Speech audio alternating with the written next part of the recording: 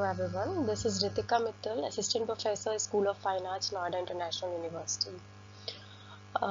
So I am here to give you lectures on the topic of space, and in the subsequent modules I am going to tell you an overview of what we are going to read in these subsequent modules. So it will be about the space not in the sense of NASA and all that stuff, but we are going to read space in context of art.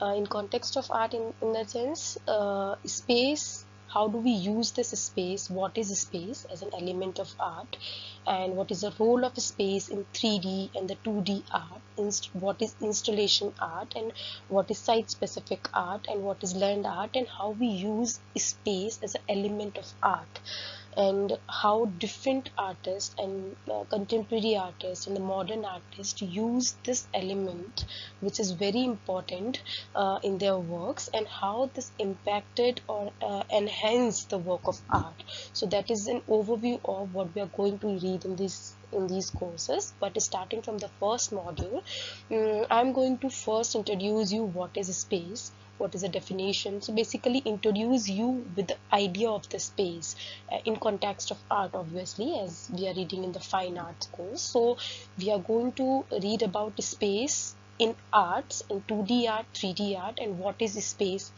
in terms. So moving ahead with our first module.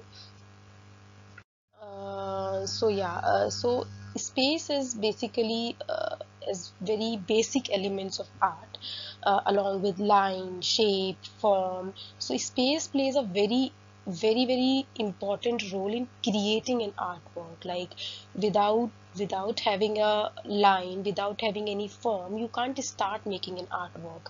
So in that case, space is very important element. Without having a space, in the sense, without having a paper, without having a canvas, without having where you want to start your work, you can't actually make art. So it's a physical space, also about physical space. In many contexts we are going to explore space in the entire course. What are the possibilities of space, what is space, what are its characteristics, how can we create space. So this is we are going to read about space in art. So starting from this, how do we define space? So what is space? Space is basically, I mean, if you it's basically an area within, around, above, below, and ab of an object in the sense, in anything. जब भी हम किसी whenever we see an object, there's a space behind it, below it, around it. So that is what we are referring to, this space in our context, that is space. And it is important to creating and understanding both two-dimensional and three-dimensional work of art. So it's not about, in 2D we are going to deal what is a space. In three-dimensional there's a very important role of space in three-dimensional works of art as well. So with three-dimensional art, space things occupies real, as it's a space around object. In two-dimensional art, this is definitely not the case. So space is basically the area which is around or within or above the object. So just to make it very simplified, you have a paper, you have a canvas which is blank. So that is basically, it's very blank in the sense, it's that is a space. You have a circle, you have a rectangle, or any sort of form of a paper. So that is a space you are getting, a space to create art. So you have a space. The moment you divide that space by a line, that area is divided into two parts. So you have two spaces within that area. That we are talking about 2D space. 2D in the sense that a paper, a canvas is having a flat surface. But in the contrast, when we're coming to 3D space, like if you have a glass, if you have a foam, any object which is basically in 3D form, which is having a depth, height, and width, a three-dimensional form, then the space, which is the amount of area which is occupied within that object and around of the area. So that is a space that is also inside and outside both the space. In the subsequent slides we are going to read what is negative space, what is, so different kinds of spaces as well. So the two-dimensional space, as I already said, two-dimensional art exists on a flat surface. So two-dimensional में हम flat surface में we worked on the flat surface. If something looks three-dimensional, it is an illusion. So when we are working, just to give you an example, like you see a scenery. I mean, you see a painting of a landscape, right? When the painting is completed, it looks like there is a space. I mean, you see a ground, you see a trees, then you see a sky, then you see mountains. All of that is visible in the two-dimensional space. But actually, everything is done on the flat surface, right? So, but we are looking at a space when we are standing in front of that canvas or a work of art. We can see a space within the space, but actually it's a flat surface. So it's a two-dimensional art, but we are creating that space through an illusion. That we are going to read in detail ki how to create that illusion in a two-dimensional space in today's module. So even going ahead, even the most realistic paintings or photographs are illusions. Two-dimensional arts use a number of tricks in creating the illusion of depth in their art. So all the two-dimensional arts is not having the actual space. We are creating the illusion to create it, to give it a depth. We are creating that space through the illusion. So that is an important point. Just to give you an idea and just to go ahead with this, what is positive space and what is negative space. With the characteristics of space may we come across what is positive and negative. It's in context of art, how we read these terms positive and negative is very different from the general term. Positive means, so you see a form of a duck over here. It can be any form, but so we here we are calling subject. So duck is a subject. Matlab our main element is duck, which is our subject. So the space which is occupied like this, every space is called positive space. Means the space which is inside the subject is positive, and the space which is outside the subject is negative. Like you can see in the right side of the image, it's written, it is blank from the inside, but it's black from outside. So all the black area is negative space, and this is positive space, right? So I think it's clear now ki what is positive, negative. Positive space inside the subject, and negative space which is outside the subject. Now here comes the open shape is visually formed, closed shape is defined. So you can see here the triangle, which is, here we have not actually formed a triangle, which is through line. In the right side we have created a triangle, and then that's how we look at the space. But within the space we form this space, but within the space we can see a triangle, but actually we have not made the triangle. So it is very important and interesting to see how we can see this space without having this line. Still we can have a overview of a triangle within the space. Now going ahead, so here we are still on the two-dimensional space. We are reading about two-dimensional. In the next module, we are going to read about space in three-dimensional. This module is all about how to create illusion in two-dimensional space, and it's about two-dimensional space basically. So in this slides, we are talking about objects are very, so it's now another thing is shallow space and deep space. What you can see right now in the slides is left side there are objects, right side it's a scene. What is shallow space and what is deep space? Shallow space is when you look at this from front as a viewer, uh, the objects are very close to the viewer. Suppose this is in front of you, this image or this work of art is in front of you, and you are in front of it, the banana and this cup looks very near to you. Very near in the sense, the space at the back of the cup, there's a wall. So the space ends.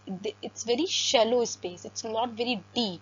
Like in contrast to the uh, this image where you can see this road, this cycle, this building, this boy, and then trees, and then sky at the back. So there's a, when you assume this space in the real life, then there are, it's a very till sky, it's a lot of space, but when we are looking at it, it's a flat, right? So it's a very deep space, and here it's a very shallow space. That means the objects or the elements are very near to the viewer who is viewer means who is looking at the space, looking at the art, looking at the work of art. Here it's deep means when we are looking in front of this cycle, suppose in front cycle is very near to us, and there's a very deep space, sky is very far to us when we are in front of it.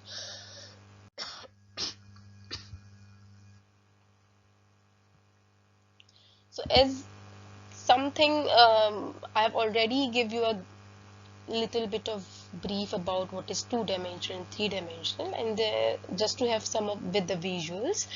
Two-dimensional having or appearing to have length, width, but no depth. Three-dimensional having appearing to have length, width and depth as well. So two-dimensional जिसमें हम we are having length and width without having any depth. Three-dimensional with length, width and depth as well. So we can move around in three-dimensional work of art. In the right side you can see we can move around and look at that work of art from all the directions, but we have only the front side for the two-dimensional art.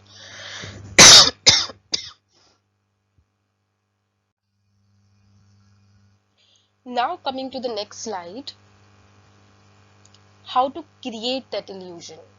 That means how to manipulate the space in two-dimensional art. So you need to understand what is foreground, what is middle ground and what is background. So foreground, as you can see in the image, this is foreground, this is middle ground and this is background. So we are going to work on this on the flat surface. The ground or the part situated or represented in the front portion of a scene nearest to the viewer. So as you have seen this slide, okay, sorry. So as you have seen the previous slide, okay, I can't go back. That's okay. So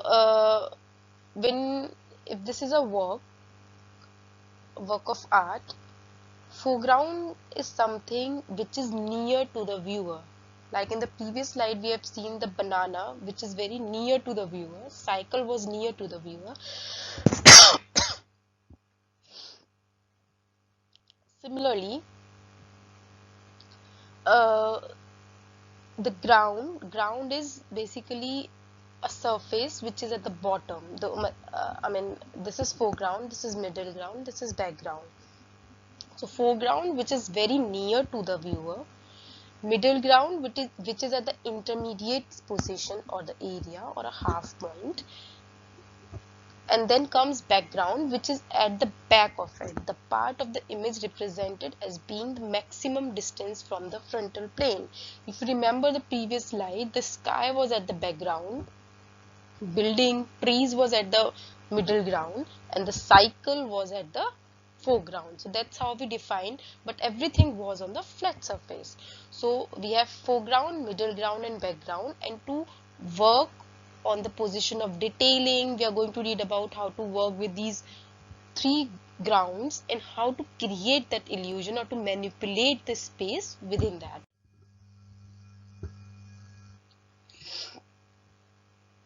So artists use lot of tricks to create the illusion of depth on a page. So to create that illusion of space, we have lot of things. We have color. Through color we can manipulate or create illusion. We have overlapping, size, perspective, and add space and dimension to the picture plane. So say there are 6 ways to create an illusion: linear perspective, overlapping, size, placement, value and color, and detailing. We'll go in detail one by one how to go in that way. So color value is basically through color and through the value we can create a space, in the sense when you, so let's just understand it through a photograph first. When you click a photograph of a landscape, just to give you an overview, when you click a photograph, what you see, what is things which are very near to you are in more details, and what is at the background means which is far from you, have a the colors and the value of those things are very different. I mean, the tree which is near to you in a photograph have different color than which is at the farthest distance of the tree. So that way we can create a distance in the we can create a depth of illusion in the space. Like just to go about this color and value, object as they recede into the distance begin to lose colors, brightness in the detail. I mean, these are the certain points which you keep in mind when you are painting or when you are doing drawing or something. You need to think about those objects which are at the distance in the sense which are at the middle ground or background begin to lose color and brightness and detail. That means which are in the foreground, things, objects and elements which are in the foreground are having bright colors and are having more details. That is very obvious. Which is at the farthest distance, that are losing distance, and that are we are not looking at them from a particular detail. That's how we create a space. Objects that are further away are cooler in color temperature, while objects that are closer are warmer. So I'm not going in detail what is cool colors, what are warm colors, but objects which are farther away, which are in the background, used to be in more in the cooler colors, cool temperature we use. Cool temperature in the sense like shades of green, blue and all that. Warm colors are basically about yellow and orange tones. So we use more of those colors. Objects which are closer to the viewer are most of the times use warmer colors. Objects that are farther away are lighter in value, while objects that are closer are typically darker in value. So as you can see in this visual, you can see this image of a mountain is the value is value is basically the color contrast and how this is getting reduced. I mean, it's in front it's darker, and as we go from middle ground to background, the value of the color is getting lighter. Okay, so also this is very important. The objects that are smaller will appear further away from the viewer. So I mean, as you can see this very simple diagram, here you can see, I mean, this is by creating an illusion you can have an idea. This is smaller size, this is bigger, and this is bigger than blue color. So the object that is smaller will appear farther away from the viewer.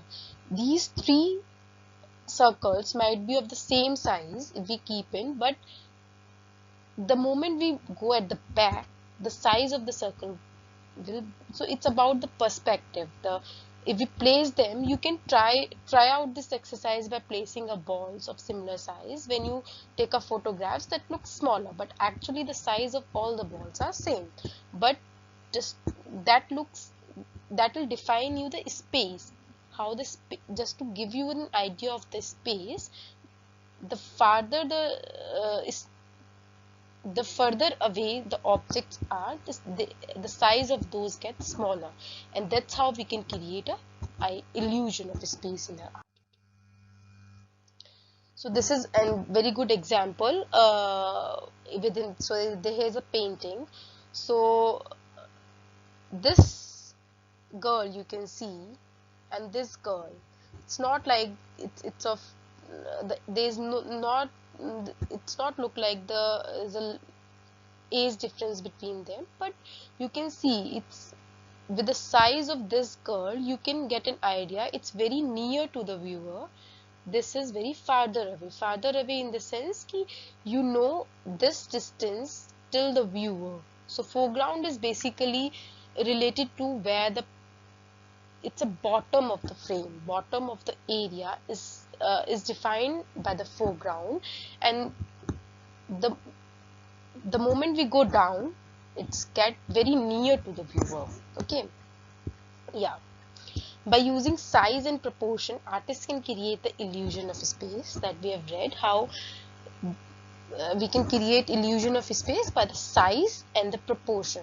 By making the different proportion at the back of the image, it looks very farther away. Proportion is the relationship of size from one object to the another. That is, the side of the head is relationship of the body. So proportion is basically the relationship of a size from the object to the another, right? So yeah. Okay, so just to give you another overview of foreground, middle ground, background, and what is horizon line. So here you can have this. So this is horizon line, right? Foreground, as we have already discussed, foreground is at the bottom of your frame, bottom of your space. So this is bottom and it's front of it. So when you are standing in front of it, when you are looking at it, this is near to you. And imagine yourself at that space, at that real space. This will be near to you, right? This will be little far from you, this will be more far from you. So foreground mein these both are in the foregrounds. Middle ground is having this water is in the middle ground, and then background comes, which is at the background is very far from you, from viewer who is at the space. So yeah. So this is another example. I mean, these are some of the visuals through which you can understand. And so if I will ask you, this area, this trees will be in the foreground, this will be in the background, mountains, and this is sky and everything which is the farthest away will be in the background. So I mean, just to give you an overview now, ki objects are larger. So if things are closer to you, like in the previous slide, we have a board which is very larger. Objects are sometimes cropped, as you can already see in the previous slide, that boards are not full. So as it is closer to you, they were sometimes cropped because we are looking at from very close distance. Objects contains more details. It's very near to us, so that is why we can see each and every detail of it, and the colors are brighter as well. Middle range, so middle ground, middle range of the image, it comes under the middle range, usually the biggest area. So middle ground contains a vast area within it. Objects range in size as they go back in the space, big to small. In the previous slides, you have seen a dancing girls and you have seen a board. So in the middle ground, when we move from foreground to middle ground, things get smaller in size. So that is what happened here. Objects range in size as they go back in the space. So size get changed from big to small. They never get big, they always get to small. In the background, smaller objects closer to the horizon line, where the sky meets the land water, objects are duller in color, as we've already discussed. As we go to the background area, these as we go to the background area, those were started getting duller in color.